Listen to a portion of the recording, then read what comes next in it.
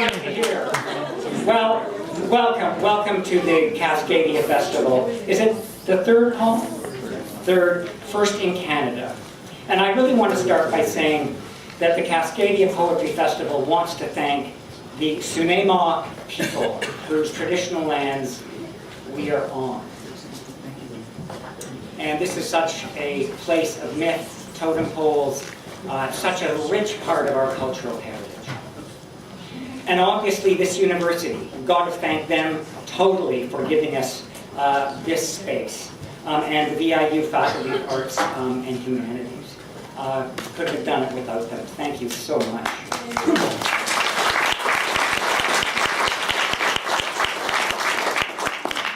And we've had real generous funding from government sources, the Nanaimo Tourism Development Fund, the Canada Council for the Arts, the League of Canadian Poets, the Writers' Union of Canada, and Cascadia now for their funding.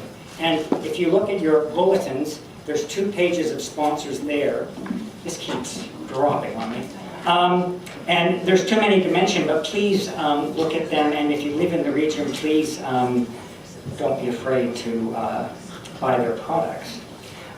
Really, this would have not happened for tremendous support from so many people. And I just have a question. Is the organizing, how many of the organizing committee people are here? If so, could they stand up?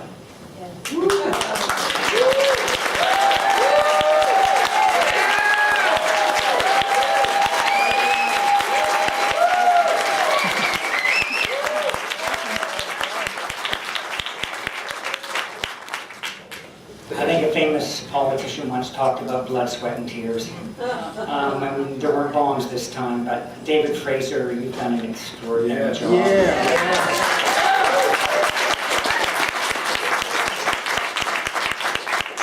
And of course, Paul Nelson, who founded this festival. And before I introduce Paul, or ask Paul to come up and introduce Sam Hamill, our keynote speaker, I have a note. Nick Holt, who is up there, you can't see him, but he left his coat with keys and wallet here last night, and it disparued. So if any of you saw it or know anything of it, if you could let Nick know up in the booth up there, that would be terrific.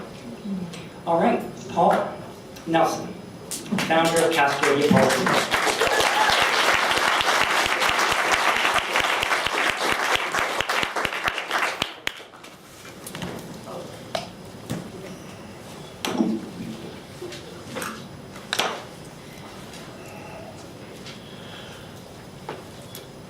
You know, what do I say about Sam Hamill? He's my friend, he's my teacher, he's my hermano. We were talking minutes ago, where'd you learn about Japanese forms? Sam. Where'd you learn about sake? Sam. The list goes on and on and on. Sam has this phrase, poetry as wisdom teacher. You know, and I think in the context of contemporary poetry, how does that phrase come across? Is it quaint or dated? Is it utopian? Or maybe with this crowd, it's common sense. Well, you live your life with that at the core of your being. You live the poet's life like that for 50 years, and you get something like Sam Hamill and this part of his life's work. If his essays were collected in one collection, it'd be a book bigger than this. And if all of his translations were in one place, it would be a book about that size. You know, if there was a Cascadia Poetry Hall of Fame, he would have been in it 30 years ago just because he founded Copper Canyon Press. And he would have been in it again 20 years ago just for his essays. And he would have been in it again just for his translations. And of course, you look at something like this, Habitation, and you begin to realize that he was living the life of a Cascadian before there was such a thing, before we were calling it Cascadia. I have so much that I owe to him. I'm just so blessed to know him, blessed to know a person who wrote a book called Gratitude and is a living example of that. And you talk about the gift, as David McCloskey was talking about the potlatch, the gift. His life is one continuous gift. And that you're here tonight, you're going to get a little taste of that. So savor this night. I would encourage you to savor this experience. You're not likely to have an experience like this in the very near future. So please welcome my friend, my hermano, Sam Hamill.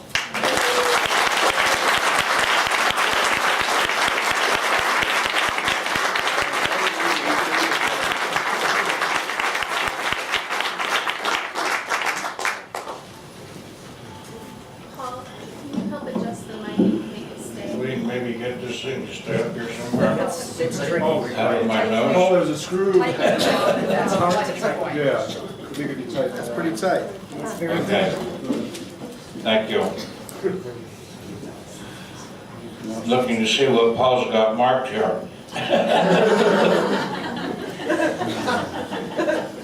There are some to whom a place means nothing, for whom the lazy zeros a goshawk carves across the sky are nothing, for whom a home is something one can buy. I have long wanted to say, just once before I die, I am home. When I remember the sound of my true country, I hear winds high up in the evergreens, the soft snore of surf far off on a wintry day, the half-garbled song of finches darting off through alder on a summer day. Lust does not fatigue the soul, I say. This wind, these evergreen trees, this little bird of the spirit, this is the shape, the place of my desire. I'm free as a fish or a stone. Don't tell me about the seasons in the East. Don't talk to me about eternal California summer. It's enough to have a few days naked among 300 kinds of rain. In its little plastic pot on the high sill, the African violet grows away from the place the sun last was, its fuzzy leaves leaning out in little curtsies. It too has had enough of the sun. I love the sound of a storm without thunder, the way wind slows, trees darken, heavy clouds rumbling so soft you must close your eyes to listen. Then the blotch of big drops plummeting through the leaves. It is difficult, this being a stranger on earth. Why, I've seen pilgrims come and tear away at blackberry vines with everything that's in them. I've seen them heap their anger up against a tree and curse these swollen skies. What's this? A mountain beaver, no bigger than a newborn mouse, curled in my palm. An osprey curling over tide pools and lifting toward the trees. A wind at dusk, hollow in the hollows of the eaves. A wind over waves, cooling little sand crabs washed up along the beach. Each thing closely seen appears more strange than before. The shape of my desire is huge, vague, full of many things commingling. Dying bees among the dying flowers, winter rain and the smoke it brings. If it fills me with longing, it is only because we are wind and smoke, flower and bee. It is only because we are like the rain, falling through our own most secret being, through a world of not knowing. At the end of the day, I come finally to myself. I return to the strange sounds of a man who wants to speak with stones, with the hard crust of earth, but nothing listens. When the sea hammers the seawall, I'm dumb. When the nighthawks bleat at dusk, I'm drunk on the sadness of their songs. When the moon is so close, you can almost reach it through the trees, I'm frozen, I'm blind, or I'm gone. Fish, bird, stone, There's something I can't know, but know the same. I hear the rain inside me, only to look up into a bitter sun. What do we listen to? What do we think we hear? The sound of seawalls crumbling, a little bird with hunger in its song. You should have known, you should have known. Like any nuke arose, I know there are some to whom a place is nothing. Like the wild rose, like the tide in the day, we come, go, or stay, according to a whim. It is enough, perhaps, to say, we live here, and let it go at that. This wind lets go of everything it touches. I long to hold the wind. I'd kiss a fish and love a stone and marry the winter's rain if I could persuade this battered earth to let me make it home.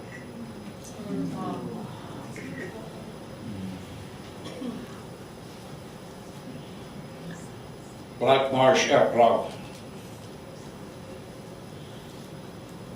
Although it is midsummer, the great blue heron holds darkest winter in his hunched shoulders. Those blue turning gray clouds rising over him like a storm from the Pacific.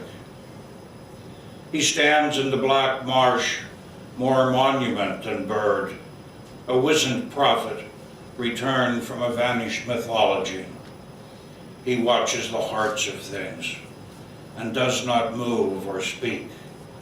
But when at last he flies, his great wings cover the darkening sky, and slowly, as though praying, he lifts, almost motionless, as he pushes the world away.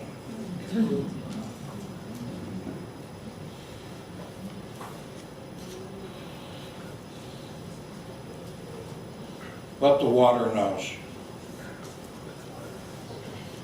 What the mouth sings, the soul must learn to forgive. A rat's as moral as a monk in the eyes of the real world. Still, the heart is a river pouring from itself, a river that cannot be crossed.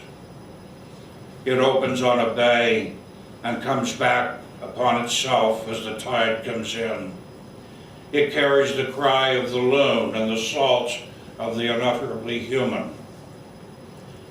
A distant eagle enters the mouth of a river. Salmon no longer run, and his wide wings glide upstream until he disappears into the nothing from which he came. Only the thought remains.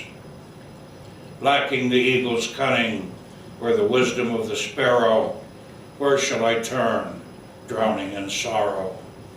Who will know what the trees know, the spidery patience of young maple, or what the willows confess? Let me be water. The heart pours out in waves. Listen to what the water says. Wind, be a friend. There's nothing I couldn't forgive.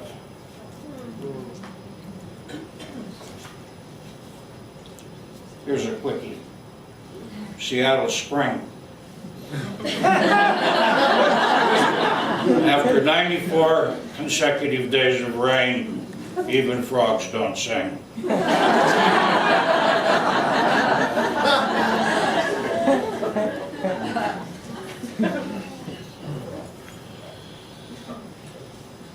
Well, we have to include a love poem or two in the poetry reading. I wrote this for my late wife, Gray Foster. The Orchid Flower. Just as I wonder whether it's going to die, the orchid blossoms. And I can't explain why it moves my heart, why such pleasure comes from one small bud on a long spindly stem, one blood-red gold flower opening at midsummer, tiny, perfect in its hour. Even to a white-haired craggy poet, it's purely erotic. Pistil and stamen, pollen, dew of the world, a spoonful of earth and water. Erotic because there's death at the heart of birth. Drama in those old sunrise prisons in wet cedar boughs. Deepest mystery in washing evening dishes or teasing my wife, who grows, yes, more beautiful because one of us will die.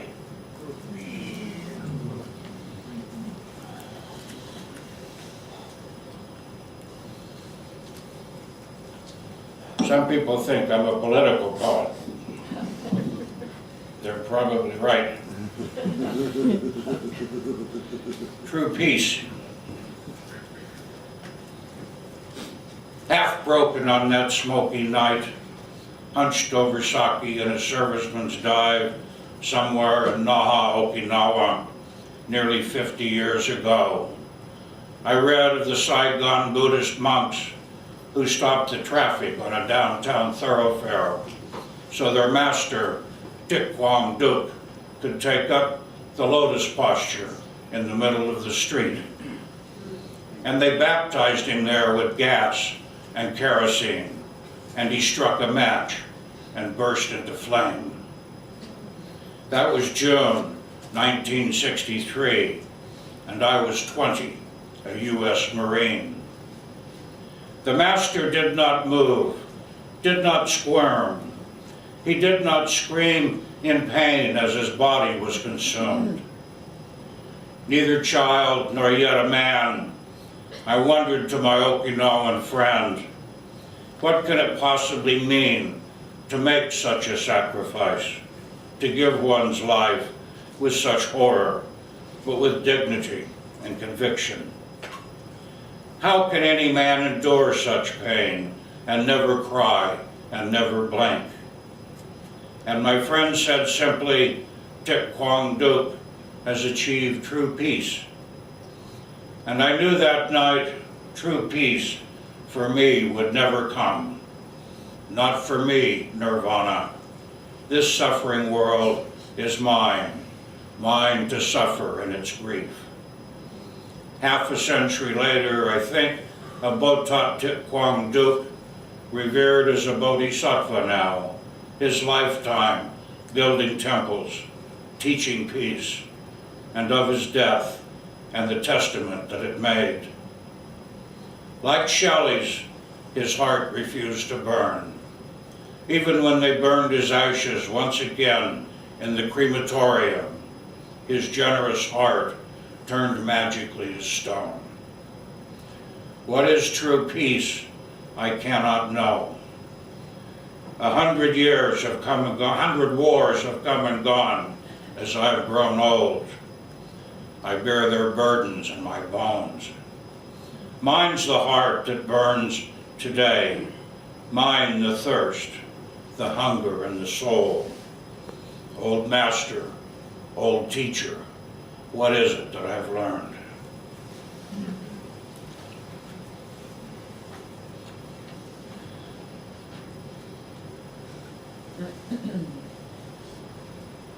On the anniversary of her death, awakened from a restless wine-inspired sleep, I rose in the night to find Yuan Zhan's elegy and read, even if I had wings, this net of grief would snare me. Pouring a good Malbec, I smelled it, just as I had that night 10 years ago in Buenos Aires, gray, laughing with delight at first taste, and I took a sip. We should go to Mendoza, she grinned, since we're both in love with her grapes. And now her ever-present absence, my only true companion. Her beautiful dog and the faint echo of her laughter. Yuan Zhan met his wife in dreams each night. I meet mine in a glass of wine, in a dog that barks for attention when I'm too lonely to play. I meet mine in a menu, in the taste of a simple empanada, a steak from the Parisia, rosada, sin sangre. This net of grief is empty. All things pass through. Even as I sit, weeping with my wine, here is Yuan Jun, my friend, and here my late wife, and the stars above her, and a full moon on the rise.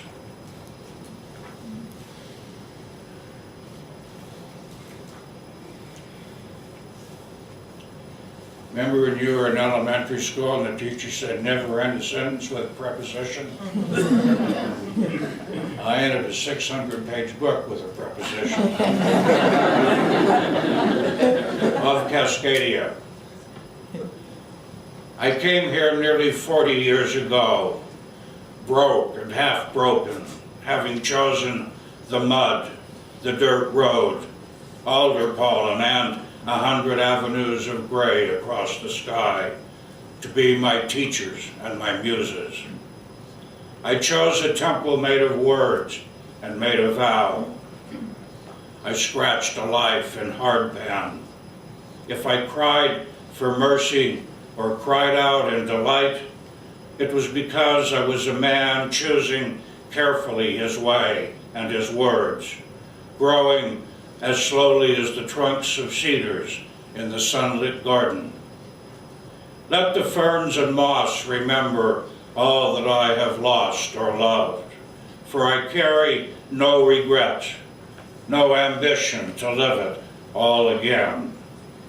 I can't make it better than it's been or will be again as the seasons turn and an old man's heart turns nostalgic as he sips his wine alone.